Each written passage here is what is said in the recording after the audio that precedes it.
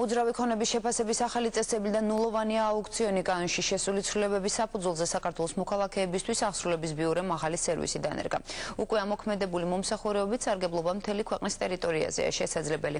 ნულოვანი აუქციონი კი ონლაინ რეჟიმში იმართება. აღსრულების ეროვნული ბიუროს ექსპერტი რესტორნის საბაზრო ღირებულებას ადგენს. კვების ობიექტის შეფასება კანონში შესული ცვლილებების შემდეგ გახდა შესაძლებელი.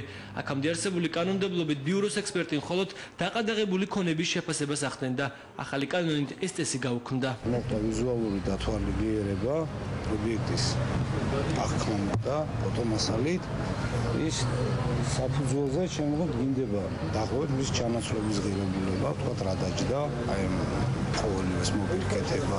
კანონში შეტანილი ცვლილების მიხედვით აღსრულების ეროვნული ბიუროს ექსპერტი ნებისმიერ მოქალაქეს უძრავი და მოძრავი ქონების ღირებულებას დაუთვლის. სერვისით სარგებლობა მთელ საქართველოში შესაძლებელი.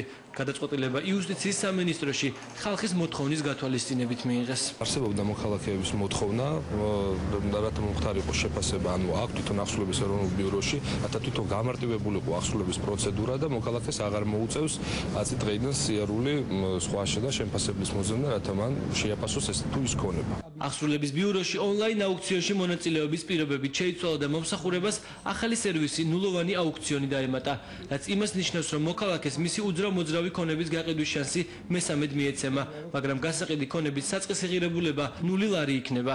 აქამდე მსურველებს ნივთები აუქციონზე მხოლოდ ორჯერ გამოჰქონდათ. აღნიშნული ცვლილებების შედეგად უფრო კონკურენტუნარიანი გახდა ონლაინ აუქციონი და მხარეებს შესაძლებლობა მისცათ უფრო შეღავათიან ფასში განეხორციელებინათ ქონების შეძენა. იუსტიციის სამინისტროს სტატისტიკის მიხედვით აღსრულების ბიუროს საიტზე 10,000-ზე მეტი მოქალაქეა დარეგისტრირებული. ონლაინ აუქციონზე საქართველოს მოქალაქეებთან ერთად აქტიურად ვაჭრობენ უცხოელები და ემიგრანტი ქართველები.